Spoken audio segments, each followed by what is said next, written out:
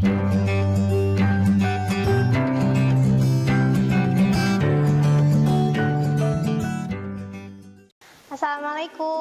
kembali lagi dengan saya Yudanti. Nah, untuk video kali ini kita masih membahas tentang materi bahasa Indonesia, yaitu kelas 11 di bab 5 tentang cerita pendek. Kalian pasti sering dan pokoknya sering membaca atau mendengarkan ya tentang cerpen atau cerita pendek. Nah, cerpen ini adalah cerita pendek atau sebuah karya sastra, biasanya kurang dari 1000 kata, yang memberikan kesan tunggal pada satu topik atau situasi yang pada tokohnya, misalnya tokohnya itu hanya satu di cerpen itu. Nah, dan situasinya itu hanya bisa atau habis dibaca dalam satu kali duduk. Nah, sebenarnya maksudnya itu, jadi ketika kita membaca cerpen, kita itu bisa membacanya hanya dalam satu kali baca. Beda lagi dengan, kan cerpen itu karena ceritanya pendek dan hanya ada memuat sedikit tokoh, kemudian katanya juga tidak lebih dari 1000 kata, jadi kita bisa membacanya secara cepat atau bisa disebut dalam satu kali duduk. Nah, kita juga akan membahas mengenai ciri-ciri dari cerita pendek. Yang pertama itu ada panjang karangannya itu lebih kurang 10 halaman atau tadi tidak lebih dari 10.000 kata. Kemudian tidak menggambarkan semua kisah pada tokohnya. Jadi hanya menggambarkan beberapa tokoh saja yang disebut tokoh utamanya dalam cerpen. Kemudian ada konflik, tetapi konfliknya ini tidak menimbulkan perubahan pada pelaku. Maksudnya itu konfliknya ini ringan kalau di cerpen ya. Kemudian hanya menimbulkan satu alur, jadi hanya ada satu alur dalam cerpen. Nah, perwatakan ini dilukiskan secara singkat dalam cerpen ini. Jadi perwatakan itu adalah karakter si tokohnya. Nah, dalam cerpen biasanya dilukiskannya itu secara singkat. Nah, kemudian menimbulkan kesan mendalam bagi pembaca. Itu adalah ciri-ciri cerpen. Selain ciri-ciri, kita juga akan mengetahui atau mencari nilai-nilai dalam cerpen. Nah, biasanya dalam cerpen itu ada beberapa nilai yang dapat kita ambil atau kita terapkan dalam kehidupan sehari-hari. Nah, nilai-nilainya itu berupa nilai moral, nilai religius, nilai budaya, kemudian ada nilai politik, nilai sosial, dan nilai perlawanan, ya seperti itu, atau kepahlawanan. Kemudian ada langkah-langkah dalam mengidentifikasi nilai-nilai dalam cerpen. Nah, untuk mengetahui nilai-nilai dalam cerpen ini kita harus melalui beberapa langkah. Yang pertama adalah dengan membaca cerpennya, membaca cerpen dengan saksama. Jadi ketika membaca cerpennya itu harus fokus ya untuk mendapatkan atau mengetahui apa nilai-nilai yang terkandung dalam cerpen.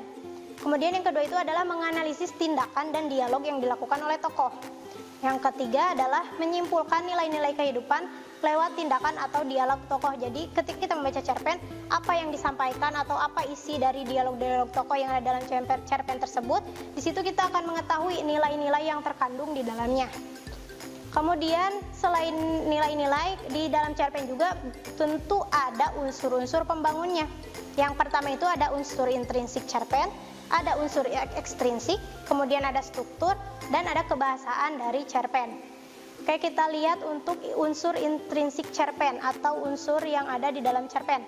Yang pertama itu ada tema, kemudian ada alur. Sebenarnya cerpen ini sama saja dengan cerita atau novel, cuma hanya saja cerpen itu lebih singkat.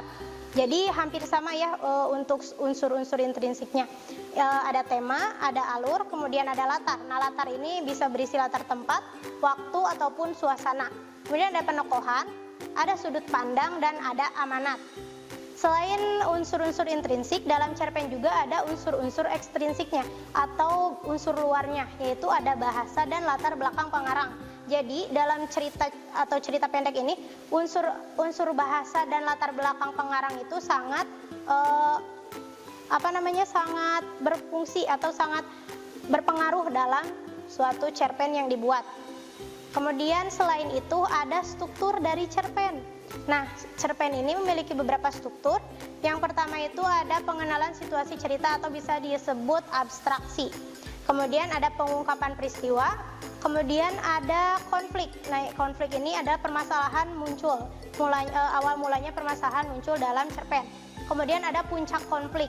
Jadi permasalahan ini mulai memuncak ya dalam cerpen itu. Kemudian ada penyelesaian, dan yang terakhir itu sebenarnya ada tambahan, bisa juga ada koda dalam cerpen. Kemudian selain unsur-unsur dan struktur, ada juga unsur kebahasaan atau kaidah kebahasaan yang digunakan dalam cerpen. Yang pertama itu harus memuat dialog. Tentu saja dalam cerpen itu harus memuat dialog. Nah, dialog ini biasanya ada dialog antar tokoh ataupun dialog yang dinarasikan seperti itu. Kemudian yang kedua ada verba aksi atau tindakan atau perilaku yang dilakukan oleh tokoh. Kemudian yang ketiga ada keterangan waktu. Nah, untuk menyusun cerpen atau langkah-langkah untuk membuat sebuah cerpen, kita yang pertama harus menentukan temanya, tema apa yang akan kita angkat dalam menyusun sebuah teks cerpen. Kemudian yang kedua itu adalah menentukan pusat pengisahannya. Kita ini mengisahkannya mau di mana nih, mau di pusatnya misalnya di awal kejadian si tokoh atau permasalahan yang dialami oleh tokoh ataupun bagaimana. Nah, yang ketiga itu ada menentukan penokohan. Nah, menentukan penokohan ini apa yang akan kita buat, atau misalnya kita tokoh yang akan dibuat dalam cerpen ini mau seperti apa nih perwatakannya. Misalnya apakah dia baik, apakah dia orang yang pintar, miskin ataupun yang lainnya ya. Kemudian yang keempat itu menentukan latar atau setting. Nah, cerpen atau cerita yang akan kita buat ini mau di mana latarnya? Apakah latarnya di sekolah ataupun misalnya perkantoran atau dan sebagainya, misalnya kerajaan seperti itu. Kemudian yang kelima adalah menyajikan sebuah cerpen dengan alur yang sudah ditentukan seperti itu ya. Nah, sekian untuk cerpen. Jadi perlu diketahui lagi bahwa cerpen itu merupakan karya sastra yang bersifat tidak lebih dari 10.000 kata atau karya sastra yang berupa cerita tetapi singkat seperti itu ya. Itu adalah pembahasan di bab 4 tentang teks cerita pendek. Selanjutnya kita nanti akan bertemu di video-video yang lain. Terima kasih. Wassalamualaikum warahmatullahi wabarakatuh. Kunjungi sosial media lainnya seperti website kami di pkbmalkata.com, Facebook PKB Malkata Mananjaya, Instagram PKB Malkata _official. Dan terima kasih telah klik video ini. Jangan lupa like, comment, share, and subscribe untuk menunjukkan dukungan kamu terhadap channel ini. Enjoy the video, PKB Malkata.